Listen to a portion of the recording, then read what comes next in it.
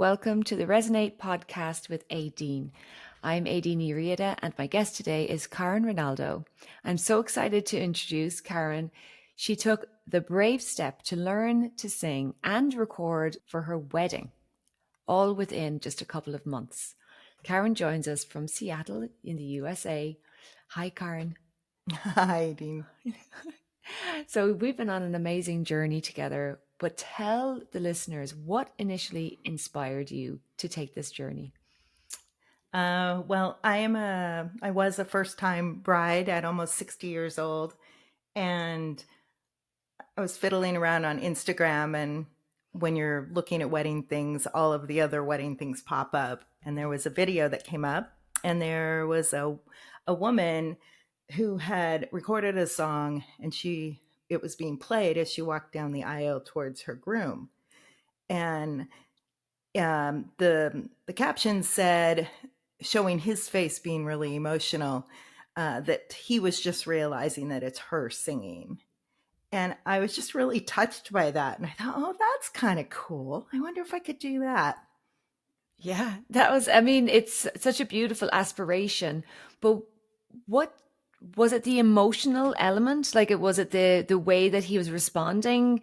It wasn't because you love to sing and that you were wanting to show No, off your singing. no, not at all. It was the look on his face. He was kind of rocking back and forth, and he was biting his lip, and he was trying to hold his emotion in. And my now husband is that kind of guy. I've never seen him cry, and uh, I don't know. I just wanted to give him something that would really touch his heart. That's beautiful. And I know a lot of people know this, how different music can communicate the emotions. It's like a deeper communication than just words alone. Yeah, it's interesting you say that because I'm not a big music listener. I didn't grow up in a home where my parents listened to music. I think they had one album that was played on the record player on occasion, and it was ABBA, the first ABBA album. My folks didn't listen to the radio in the car, so the music really wasn't on. My dad did sing with us in the car. He'd sing all kinds of crazy stuff from the 50s, and teach us silly songs that we really liked. But music wasn't a big part of my life. And the whole experience was really a lesson in just how profoundly music can um, express your emotions. It gave me also a lot more respect for musicians themselves, and just how challenging this is. I think we talked about and laughed how in the world does Beyonce dance and sing at the same time? Is I certainly wasn't going to do a live performance. That was too intimidating. I needed something where my mistakes I could go over and record it again. So So you knew you weren't going to do it live. But somewhere in the back of your mind, you thought, if I could do it as a recording, there's a way that I can do this well enough that it will be good enough for your wedding. But what kind of background did you have with singing? What made you believe that maybe that might be possible? so I didn't come really from any singing background, but at some point someone told me that it is very rare that people are actually tone deaf. So I think when a lot of us hear, if we happen to catch ourselves singing on a recording, and then we go, oh my gosh, I'm tone deaf, it sounds horrible. That piece of knowledge that it was rare for someone to be tone deaf was helpful to me, because I thought, well, I'm probably not, just by odds. So maybe I Hmm. can learn to sing. But the other thing that really helped is it was a surprise for my fiance. And I just thought, if it doesn't turn out well, I don't have to do it. I don't have to play it. There was plenty of other songs I could play. But as the process went on, I certainly began owning it more, and I wanted it to work. Well, I was so happy that you decided to take that journey with me, Caryn. And I had actually that page on my website that says, sing a song at your own wedding. because to me it was about that emotion and about that sharing of your heart through a song, which is what I love to help people to do. And you really were so brave. I really admire that you were willing to give it a try. And like you said, you didn't have to necessarily give it, use it on the day if it didn't turn out well. But I think you must have deep down know that there was something in you that wanted to take that journey, that maybe there was a part of you wanted to sing regardless of whether it was for the wedding or not. Is that true? I think deep down, because one of the most surprising things about the process was that I was missing an artistic outlet in my life. There was a part of me that just almost was like a plate full of food that I just couldn't stop eating. It was just kind of addictive, and I think what it did was it took me off my normal thinking track and my normal feeling track, and it put me on a different, it's just a different way of seeing the world. And I think artists would be listening to this and going, well, of course. But to me it was completely foreign, and so it was almost addictive to have that outlet that was something very different that I was doing during my days. Yeah, because you come from a corporate background. You work as an Hmm. executive assistant. You're, working to deadlines. You're always organizing, and so that's a part of our brains. That's the linear, more logical side. So Yeah. do you feel like when you started singing, it awakened a different part of you? It did. I remember specifically, from our first few lessons, you were constantly reeling me back in a gentle way of, don't analyze the heck out of it. Mhm. And after a few lessons, I think I stopped doing that. It is really hard not to bring your analytical mind to it. So that's what you were doing, is you were trying to do the creative thing, trying to do the playful journey of learning, right? Right. But your adult, critical, linear mind was picking what you were doing apart, and that was slowing the process of Oh learning yeah, down. definitely. Yeah, definitely. When I learned to kind of trust your coaching and just go, okay, do what she says, just don't even think about it. Yeah. Because I could see, week after week, it was getting better. I would be singing to myself in the car and I'd think, oh my gosh, that was a sweet note. It was actually sweet. And that excited me. I couldn't believe that noise was coming out of me. Yeah. I'm so glad. I'm kind of wondering what you would say to someone who has a mad hat idea like yours to learn to sing in a short period of time for something like their wedding or for another occasion. What would you say to them? I would say, I mean, if that is a seed that seems to be growing in you, don't hesitate to do it. Um, for me, when I listened to that Instagram video, I've told you this before, but I was really glad that I didn't notice who the singer was when I first listened to it, because I listened to the video, I got excited about it. I Googled learn how to sing a song and record it for your wedding. And your website came up, and you're from way across the country. We did this completely remotely. And I got into it in a couple lessons, and then I went back to that video and I was already committed. And it turned out that that singer was someone from The Voice. And the saddest part of the whole thing is, if I had seen that that was a singer from The Voice, I probably would have just thrown the idea out. It literally was, I think it's one of the most groundbreaking things I've done in my life, to put this element into it where I have an artistic outlet. And don't get me wrong, I'm not gonna go on the road and quit my day job. It's literally, it's like a painting for me. People shouldn't hesitate. And even if somebody looks at you and says, yeah, but I've heard you sing, you're not good.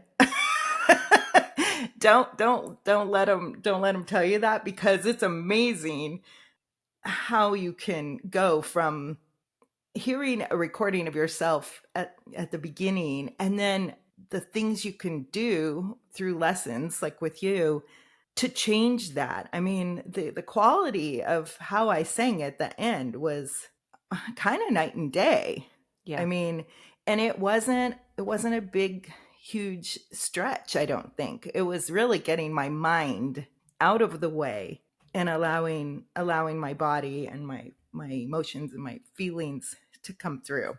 Yeah, as you well know, we're going to continue these lessons. Definitely. And of course, the song that you chose is very heartfelt. Tell us a little bit about that song. Well, it's actually the song that was on the video that I watched, the Instagram video. It was the initial song. And I immediately went out and I thought, well, maybe you could sing it. And I found the original artist. Her name's Ruel. The song is I Get to Love You. And tried to sing it along with her. And it was a bit of a stretch. But in the end, what happened was, you guys helped me get backing track that was the right key Mm-hmm. for me, and that all worked out. But that song, it was funny. I mean, I looked at other songs because it wasn't just, I thought, well, I'll just do exactly what the video was, but there were so many words in the song um, that touched me, and the concept of I get to love you.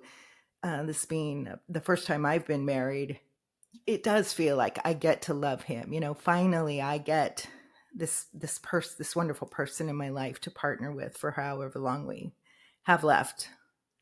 Yes. And there's a So, beautiful line in there, that I prayed for you. And mhm. what other lyrics in there were really meaningful for you? I think one of the ones that grew on me was I get to love you. It's the best thing that I'll ever do. At the beginning, when I was practicing that, I kind of stumbled over that concept. I'm like, really? Is that the best thing I'll ever do? Not that it wasn't great, but I think it took me singing that song and the lyrics and then thinking, yeah, this is super important. There's nothing more important than this relationship. Opening up and loving someone. Yes, and in that deep husband and wife partnership way, it helped me understand that even though we're not going to have kids at this late day, we are a family, the two of us, and we're going forward together. It is different when I mean, I also got married a little later in life, age 44. And, you know, we become less flexible sometimes as we get Mhm, older. We think we know what works for us, and there's certain things we maybe have decided that are things we won't compromise on. And then when and we you haven't had to up to that point. we haven't had to. Haven't had anyone challenging some of these notions that we have. And then when you really love someone, it's like, okay, I can choose to make a big deal about this little thing that, I've decided is important, or I can choose to be more relaxed and try and see it from the other person's point of view. So it's a beautiful journey that we go on. Finding love at any age is a beautiful journey, Hmm. but as when you're older and you are understanding that, it's like you watching yourself doing that and changing. Like, as a person, you change in order to let more love in. Yeah, and I think that's a concept that our society, at least from my point of view as a woman, I kind of got told the 80s were my high school college years, and those were the years that, women were picking up their briefcases and going out into the corporate world, and the message was from then on, don't compromise. You shouldn't compromise. But you can't have a relationship if you don't compromise somewhat. Mm-hmm. So, back to those words, I get to love you. It's the best thing that I'll ever do. That's really humbling because it turns your head and focuses it on, look, this is the most important thing. No matter what's going on around, this is the most important thing. Mm. Describe that moment when you were walking down the aisle, hearing your own voice filling the air. So it was summertime, August wedding. I put some folding fans on each of the chairs, and there was a small note card about 2 inches by 2 inches, and the outside said shh and open me. And they opened it and it said, shh, don't tell Rick, but I learned to sing a song to show him my love on our wedding day. And this is a song that will be playing as a recording as I walk up the aisle. And Pastor Dan will be telling him just before that happens. And that's exactly what happened. Pastor Dan leaned in and he said, "Hey, Rick," he said, "the song that she's walking up the aisle to is a song that she learned to sing and had recorded." And I had predicted what Rick would say, and that is, "But she can't sing." And so Dan just smiled and signaled the guy and started the music. And when I first heard the music, you have to remember, I sang this song probably, I Hundreds of don't know, a times. couple hundreds, yeah, a couple thousand. I mean, I was singing in the car every day on the way to work. I was singing in the car every day on the way back. We had 2 lessons a week. I mean, I never stopped singing that song. It was just constant. So when it started, I was so busy trying to stay in the moment of remembering what it felt like to walk down the aisle. And I also wanted to glance off to the right, which is where all the chairs were, because I wanted to just kind of see the people, those loved ones that were there, and just plant that in my head. And I'm really glad I did that because I have that mental picture now. But then I turned and looked at him. And when I got up to him, the song was still playing, and we were going to go light these memorial candles for our fathers and my brother who are deceased.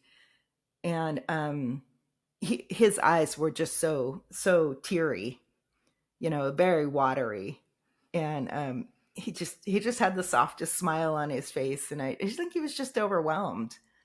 And it's overwhelming enough, getting to Yeah, yeah, that point in your life and standing there at the just before you're going to say your vows. It's yeah. and this was extra It overwhelming. was, and it was so worth it. And even if the song hadn't turned out even half as good as it did, I still would have played it, because by that time I was just owning it and attached to the idea. And I knew that the people that were at my wedding were people that loved me. And, you know, if there were a couple of sour things in there, they would have thought it was sweet, and they did. So it was the one of the best things I did for the wedding. And Rick told me this morning, he said, had you not done that, it still would have been a beautiful wedding. He said, but hands down, it was the biggest highlight for him. That's beautiful. Yeah. So anybody who wants to try it should absolutely try it. And you can take comfort in, hey, if it doesn't work out, you learn to sing a little bit better, and you don't have to use the song. But I think you have to go into it not thinking you're going to be the singer from The Voice. Yeah, just to be yourself in Yeah. it. Yeah. And remember, most people are not tone deaf. So, and when I sing now, I'll sing something to the radio in the car, and I'll hear, places it doesn't sound good. And I don't any longer think to myself, oh, that's awful, you shouldn't sing. I just sit and think, oh, well, that's one of those things you just kind of work with, and you figure out, whether it's through a teacher or on your own, how to adjust it so you can hit it. And the first thing is, it may not be in the right key for you. So Yes, that's a yeah. good point. A lot of people don't realize that not every song is within the range of notes that your voice is most comfortable. So you learned a huge amount about that whole process going through. You learned about, timing, about melody, about harmony, and, as well as like how singers produce the words, which is quite different to how we say the words. Oh, it's totally different. And I know that from the journey that we took that, it wasn't just about singing that we were talking. Mm-mm. There, you would be arriving at the lesson, and something might be going on in your life, because sometimes it's very hard to sing when we are feeling emotional or when we're feeling angry or when we're under a lot of stress. Mhm. What did you like? Did you find there was a type of kind of friendship that grew, that you were able to share how you really were, other than just how your voice was, other than just how you were going to be able to sing? Yeah, absolutely. I think you are a very easy person to have that kind of relationship with. I don't think it was necessarily something specific between you and me. Um, I I think that I think that the biggest lesson from all of that was just how much my emotions affect my output. And I don't mean just with singing. Um, you can come in. There were days that I came in that I didn't think I was upset about anything, and it would kind of spill out. Hmm. Because I'd be having trouble and I'd get frustrated, and then we'd end up talking about what was really going on. It wasn't something I was trying to hide from you. It was probably something I didn't even know was upsetting me. Hmm. Um, and then learning to accept that, there were going to be days where, I'd hit those things really well, and you'd say, oh, that was good. That was very sweet, very pure, just, a couple of notes that I'd hit there. Seeing how, some things were beautiful and some things weren't so beautiful. It was just a just constant reminder of that's just how life is, you know?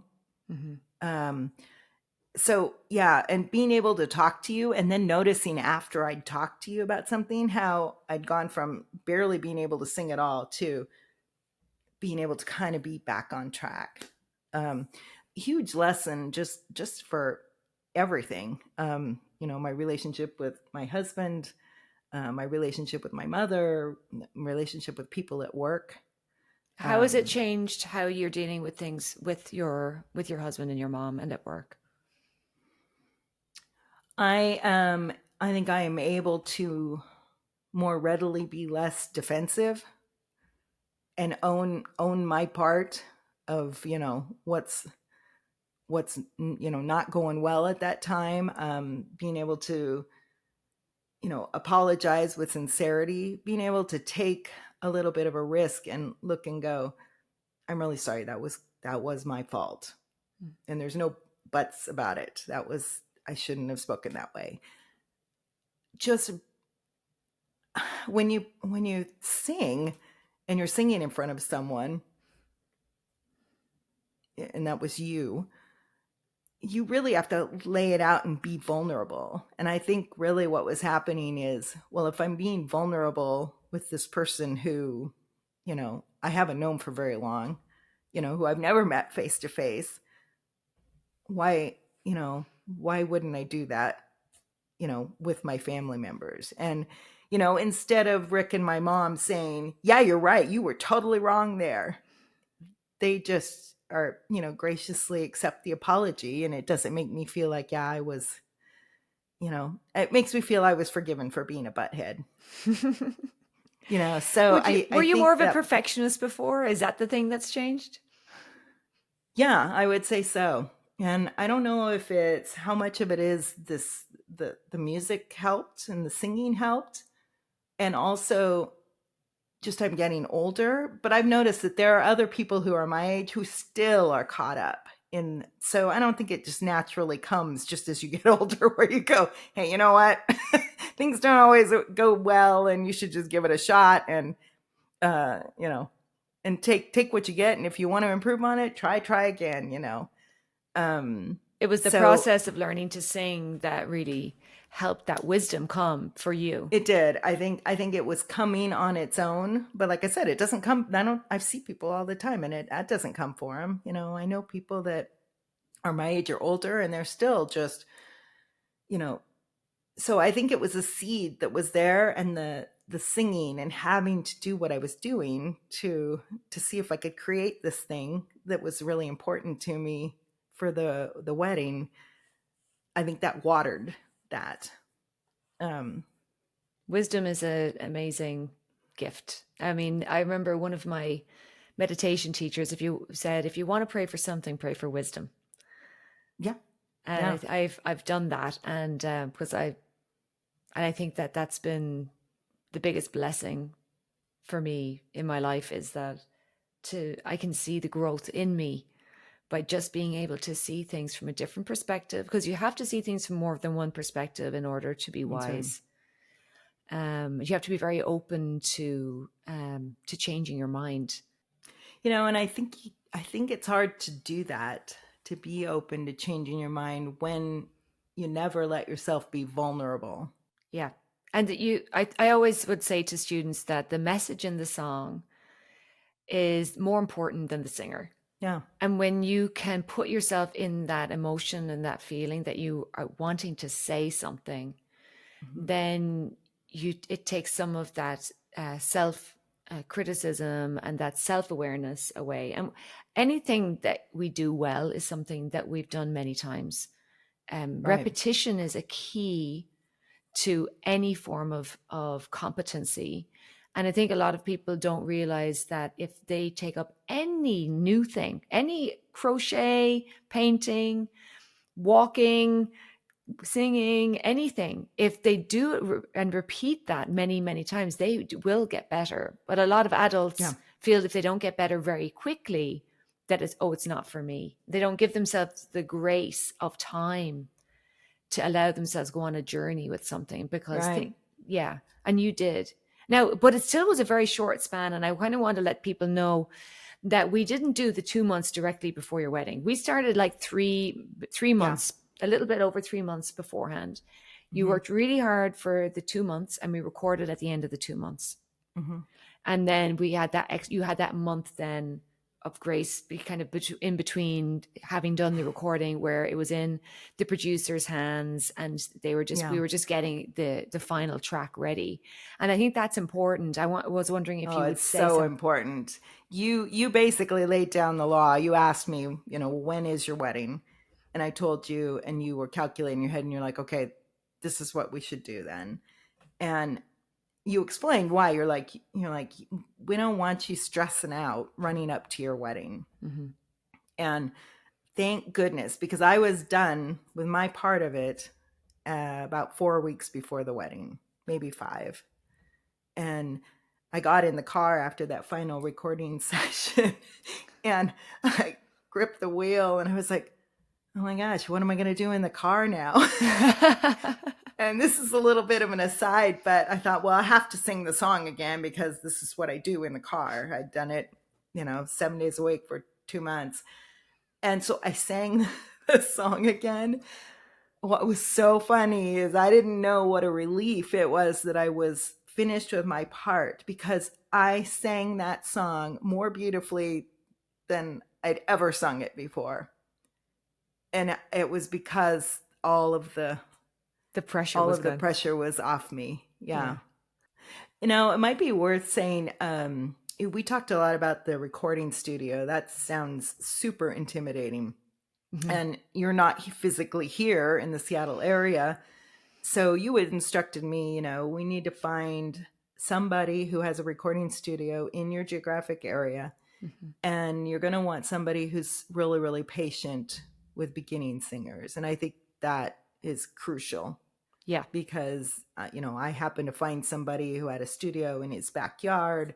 And, he was very, I almost got the feeling he likes being with beginners and stuff. He was, Aideen was on the screen. She was like a Zoom call in. So she was in the studio with us. And having that kind of person to do it was really important. And then the other thing was go twice. Don't go just for one recording session, because you Yeah. get in there and you're like, what is all this equipment? And then it also feels really intimidating, because it feels like you're in a movie because you're Yeah. like, and then you Yeah. end up holding the thing, just like a really cool singer, where the Yeah. headphone One one is headset off. is on, one is off. Yeah. And Yeah. You had yeah. your Beyonce moment in the studio. Yeah. Yeah. So, but going back, I think it was, what was it, like a week later? A few Yes. days later, because you guys were right. When I walked in for the second time, I was less stressed The thing about because singing is your voice, it will catch, and the muscle structure of your throat and your breathing is very much depends on your emotions and Mhm. stress. And if you are nervous, overly nervous, it will affect how you sound. So having you go into the recording studio and do the whole song as if you were recording it for the wedding, right? But then putting that aside, you got to hear it, which was really great. So you got to hear, oh yeah, that's not too bad, right? And Yeah. then you had your second chance at it as well, then about a week later, when you were more calm, when you knew what to expect. You'd met the producer in the studio. Pierre was awesome.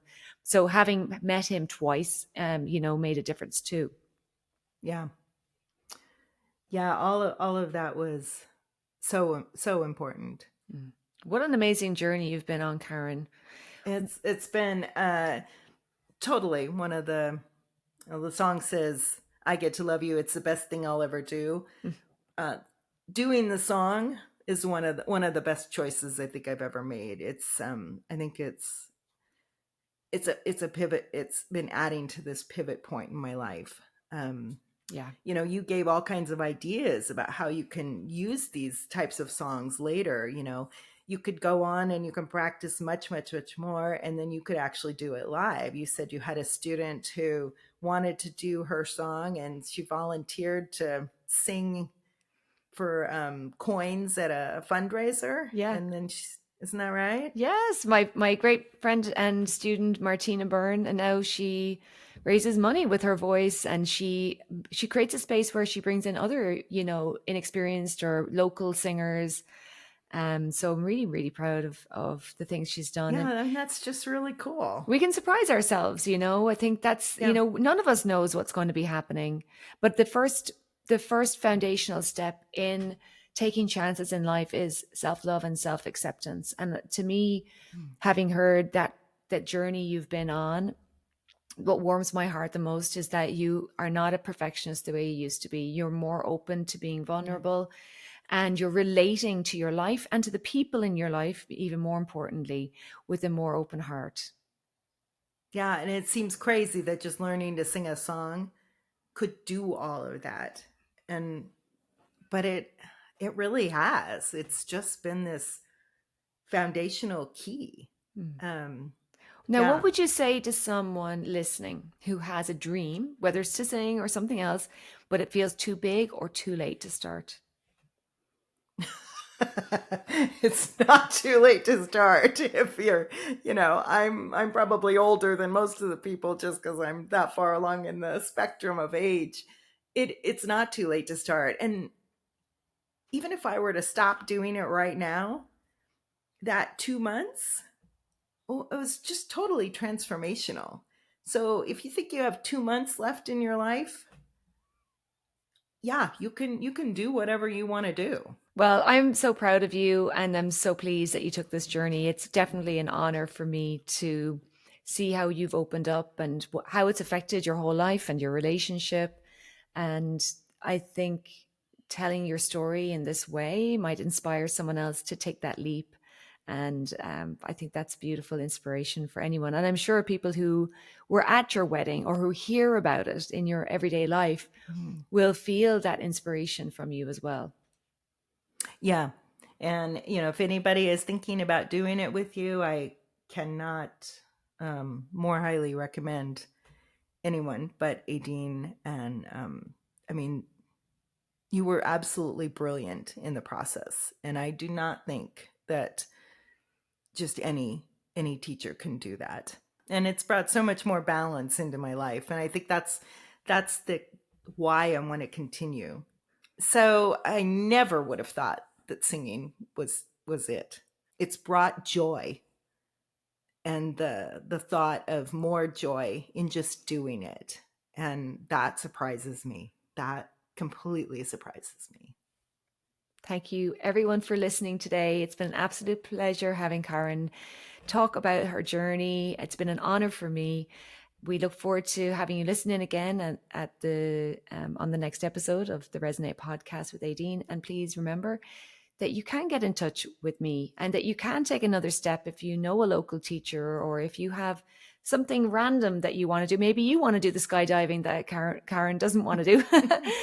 But whatever it is your next step is, I think both myself and Caryn would just say, look, just try. Take one little step in that direction, and you never know where it will take you.